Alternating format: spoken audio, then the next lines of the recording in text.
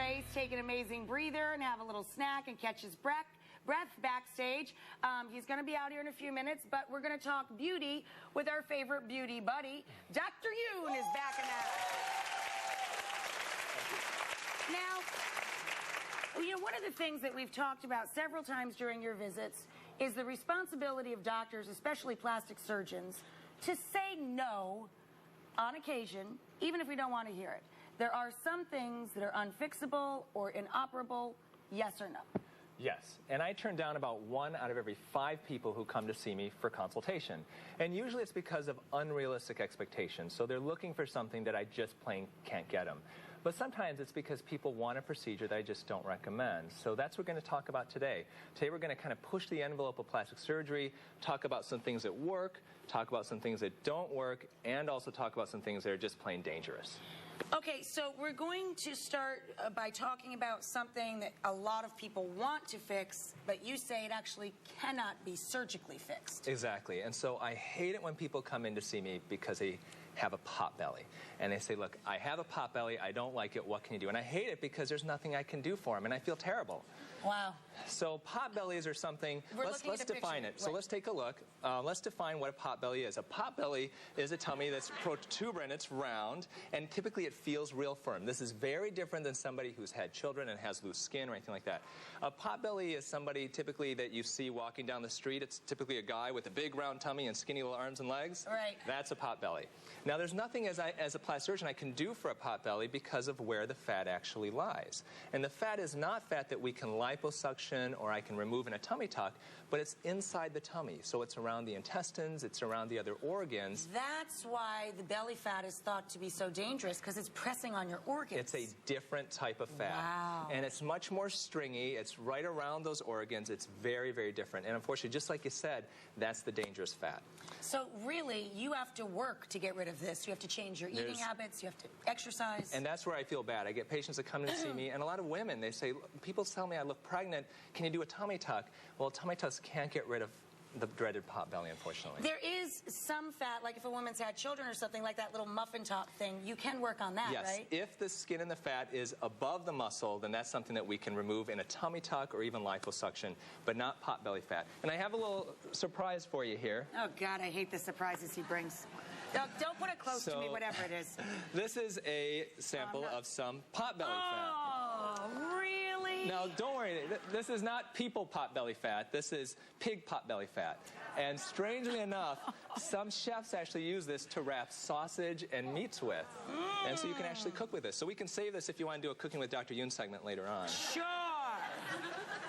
So this is very different. So unfortunately, pot belly fat, the only thing is diet and exercise. In all fairness, my grandfather was a man who used to do some of his own farming, and you know, a lot of chefs do use that because they feel it's respect for the animal. If the animal is going to be used to feed people, use all of it. And it's called caul fat, and it is definitely something not a lot of people use, but some people do use that. But it's dangerous in a human, and you should do something about reducing it. And yeah, and unfortunately, those are the patients that, if you've got kind of a round tummy, if your mom or your dad has a round tummy like that, and you do, especially if you haven't had kids, there just isn't a lot we can do. And it's dangerous. You should try and get rid of it. Diet and exercise. Diet and exercise.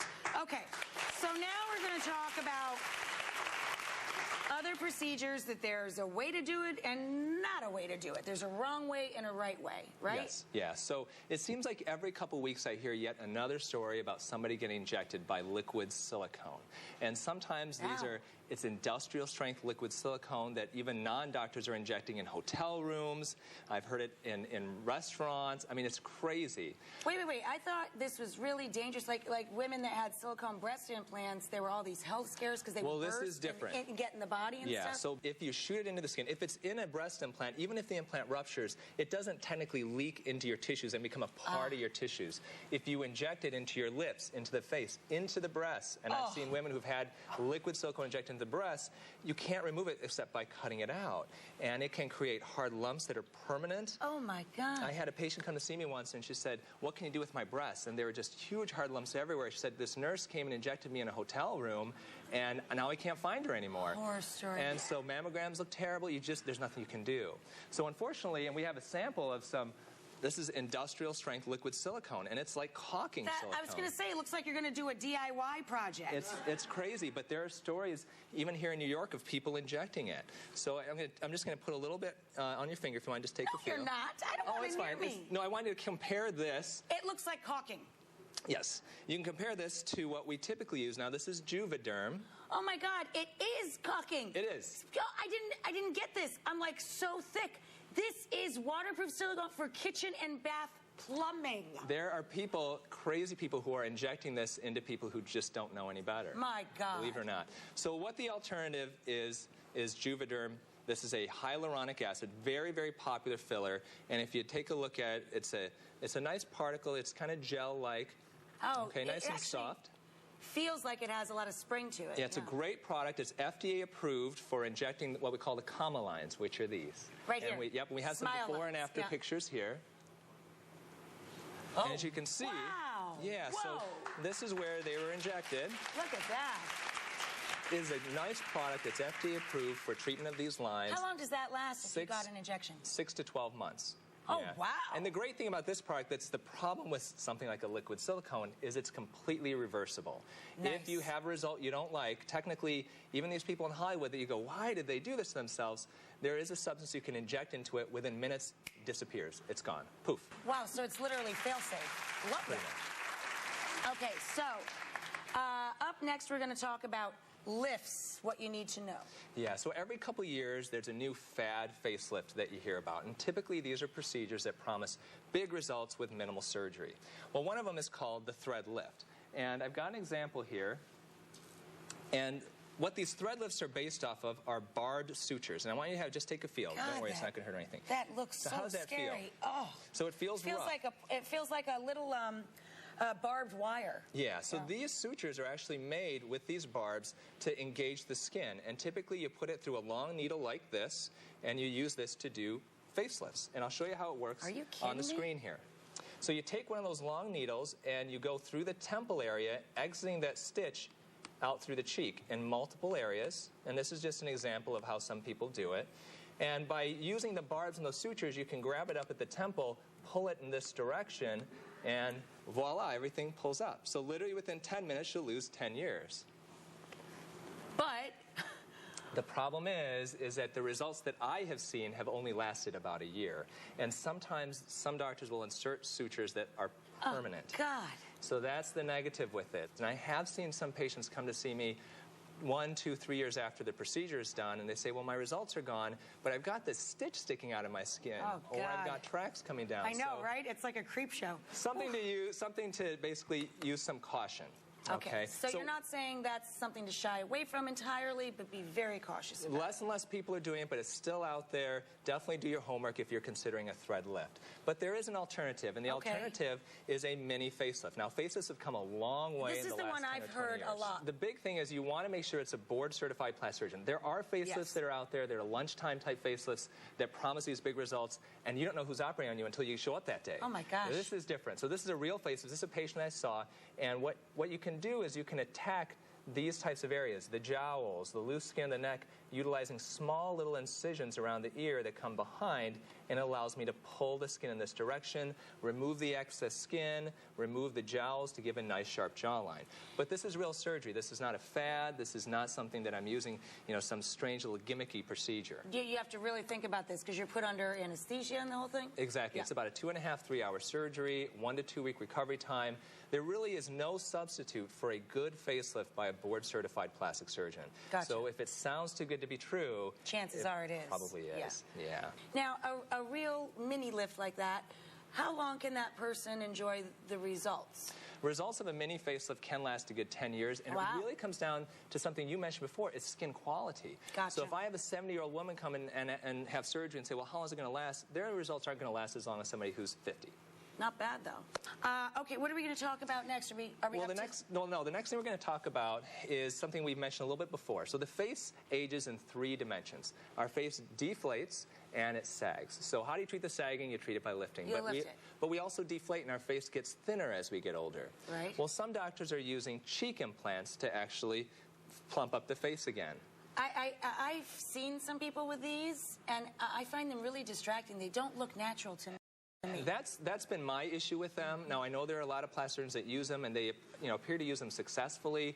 My experience with them is it makes the cheeks look hard. Right. And the idea as we get older is our face looks actually more chiseled. It looks less soft, actually. Right. And so the idea is to soften the face back up as we get older.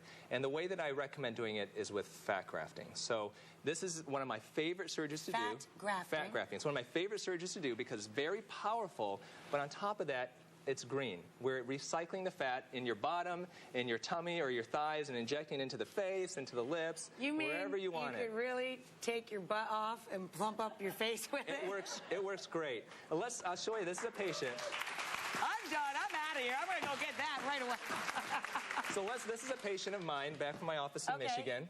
And if you take a look at her, her face has gotten a bit thin. And she looks a little gaunt. Her lips are a little bit thin as well. So what I did with her was fat grafting. I took some fat from her tummy, from her thighs, purified it, injected it into her face. And let's take a look at her after.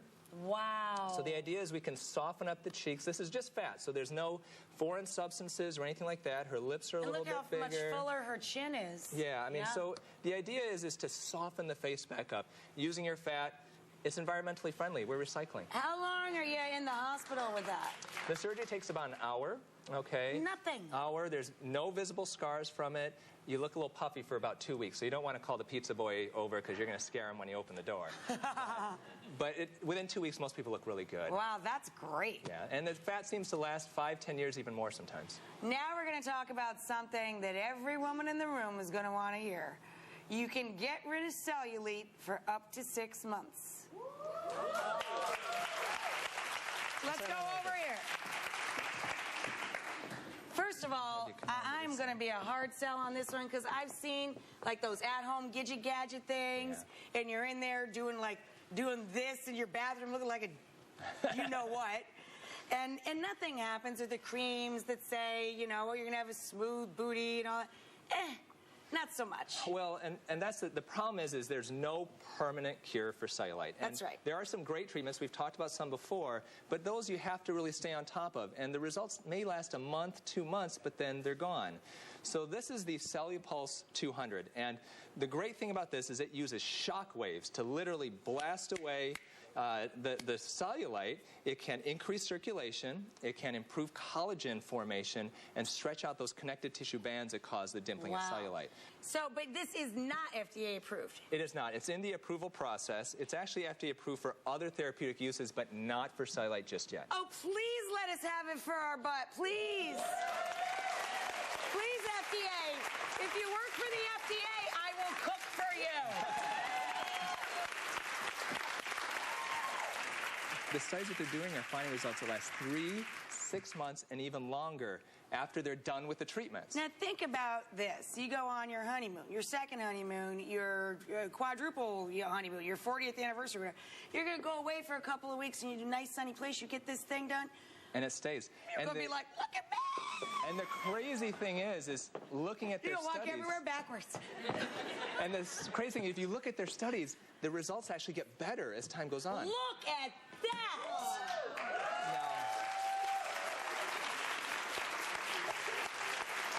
Now you think, how far out from her last treatment was this picture? 1 month, 2 months? I don't know, but even if I had a day like that, I'd be jumping Jehoshaphat happy. This is 6 months. 6 months they after. discontinued it. Do it to me, doesn't it hurt? All right, let's do it. I turned it down actually for you. It's the first time I ever wanted to show my bare butt on television because I'd love to have them fix that. So it's a little bit of a loud device. Oh, now I'm put it on your hand. Don't worry, I'll do it myself first. Okay. I'll do it this way. And I've actually have it on. Ow! I have it on a low setting. You actually turn it up to actually treat cellulite. That doesn't hurt now. That's good. Ow. Now to actually treat cellulite, that's okay. I would take a little pain for my butt. You actually turn it up to like this for real cellulite. Do your own hand this time. Which I don't want to do. All